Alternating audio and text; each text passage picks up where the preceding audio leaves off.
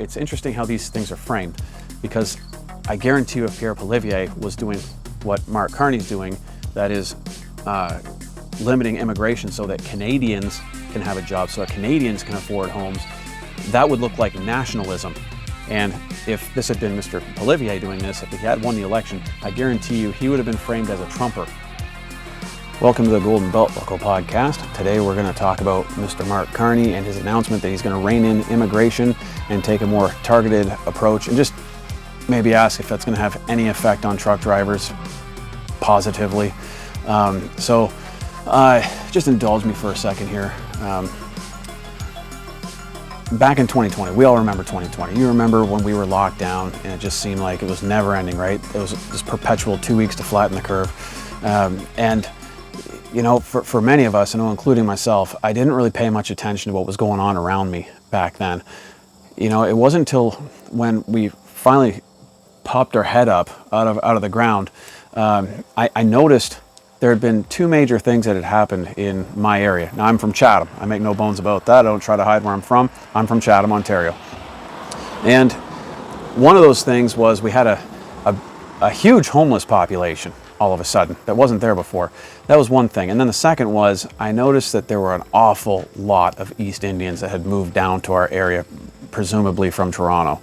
And the housing market just absolutely skyrocketed. Like it just, probably a lot of realtors were made very wealthy in those years.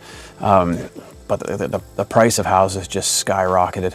And, you know, on top of that, I noticed that where I was working, we started getting some East Indians that were trickling into our yard. And after I quit, I was told, a few years ago I quit, I was told that there's a steady stream coming in now, where before 2020 there wasn't very many at all, right?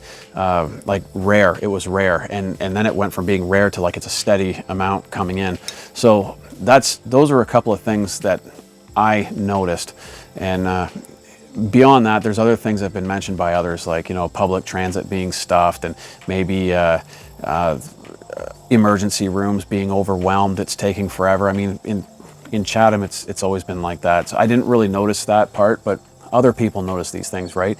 I did notice that it was harder for my kids to get a job because, like, literally every fast food restaurant, every job that you would think that your kid would be doing when they're a teenager, they were all full of East Indians now. So the job market was being taken up by people that were not here before, okay? So we just noticed that. And that wasn't an isolated thing. This is like Canada-wide, right? When you look into the news stories, the motive for Mr. Carney wanting to rein in immigration is because our social services are being overwhelmed. We have too much demand for the housing capacity, so there's not enough houses for everybody to live in, like not even close. And there's just not as much opportunity for Canadians, right? Canadians are having a hard time finding a job. So for those reasons, for our social services, like the emergency room and public transit, you know, the housing, these things, he's reining it in. And the article said it wasn't for ideological reasons, it was for arithmetic reasons. So he looked at the numbers and realized that we were being overwhelmed, and if he didn't do something about it, the system was going to crack, or crash, I think it said fracture. Now, just a side note, it's interesting how these things are framed, because I guarantee you if Pierre Poilievre was doing what Mark Carney's doing, that is limiting immigration so that Canadians can have a job, so that Canadians can afford homes, that would look like nationalism. And if this had been Mr. Poilievre doing this, if he had won the election, I guarantee you he would have been framed as a Trumper, right? And in many ways, right, look, this is Mark Carney coming back from the left to the right. He's kind of moving more toward Mr. Trump. And you add on to that the CBC, you know, I mentioned a few podcasts ago that it was the CBC that blew the lid off all the trucking fraud going on with some of these migrant trucking companies in Brampton. And so in both those ways, this move toward putting Canadians first now all of a sudden, and blowing the lid off trucking fraud in the Brampton area, that kind of puts them a little bit closer to being on the same page. And, you know, kidding aside, that's why sometimes I think that I think enemies need to sit down and chat, because when a conservative puts their country first, they're called racists. When a liberal does it, it's called arithmetic, right? And it's not necessarily.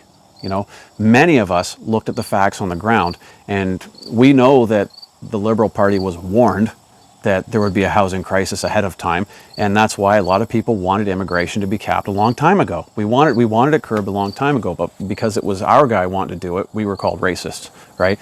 That's how the political framing is. So always look beyond the BS, right? So will this help? Will this help trucking? I'm not hopeful. I mean, I read some articles that talk about there's still a trucker shortage, and in particular in the long haul field, right? They can't find people that want to do long haul. And well, there's probably a reason for that, okay? Long haul, in my opinion, doesn't pay you properly. You put at least 10 hours every single day in for free, yet you're still responsible for the load in that time that you're sleeping, right? I think you should be compensated for that. And then, you know, piggybacking on the compensation, you're giving up your family, your friends, your hobbies. You're probably going to be living an unhealthy lifestyle. You know, you're going to be suffering all of the consequences of a sedentary lifestyle, which, by the way, if you go back toward my earlier videos, I got a fitness video. I am actually, I got a diploma in personal training. If you're interested in that, go watch those videos.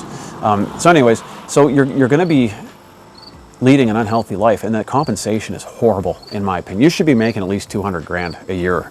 Like, for me, that's what it would take for it to even be worth doing, right? That's driving a dry van trailer. So they can't find people to do long haul. That's still the narrative. So I don't know if it'll help. And then secondly, I want to mention that, you know, there used to be a time. So here's a solution. The first solution is pay your long haul guys better, right? Instead of flooding the market with temporary foreign workers and calling that a targeted approach, pay the drivers better. You'll probably entice them, right? Pay them to give up their dreams. And then beyond that, it used to be the saying that unemployment paid, or POGI, called it POGI, paid for my AZ, because it can cost like $10,000 to $12,000, maybe even more, to get your AZ. And it used to be unemployment would pay for it. Well, unemployment doesn't pay for that anymore. Unemployment pays for your living expenses, kind of, but it won't give you money for your education, for your books, your supplies, you know, paying for driving lessons. It won't pay for that. That's under a separate program, and you got to qualify for that. Well, I read a story a while back about a fella. He was a roofer. He wanted to become a truck driver because he was getting tired of getting laid off in the winter. But because he didn't qualify, because he's a roofer, I think the deal is it's expected roofers will be laid off for a couple of months, right? So he didn't qualify to have these, you know, he could get unemployment, but he couldn't get any government assistance in paying for his AZ license, right? He was denied. And so from his perspective, he looks at that, a guy like that would look at an East Indian coming over who has their LMIA, and they're being sponsored by their employer, because if you have your employer sponsor your AZ, the government will pay for it. And so, you know, you think of his perspective, he's like, you care more about East Indians than you do me. Okay, I'm a Canadian, and I can't even get a job. I can't even get the government to pay for my AZ, but if you're an immigrant, the government will pay for everything, right? And that's partly true. It's not completely false. There's enough truth in there, right, to make you think that. I'd be thinking that if I was stuck being a roofer. So, you know, maybe make it easier for people like that to have access to government funding, right? Because he said he was denied over and over in that article I was reading. So, you know, so yeah, pay people better. Maybe you'll get more long haul drivers, and then maybe make it easier for Canadians to actually get access to the government funding. That would probably be a good start. So, anyways, yeah, that's all I got. Will it benefit truck? I don't know if it'll benefit truckers. I know that massive immigration didn't benefit us down here. I know that jobs got taken up. I know there's less seats available if you want to switch companies. So anyways, that's all I got. What do you think? What do you guys think about Prime Minister Carney reining in immigration?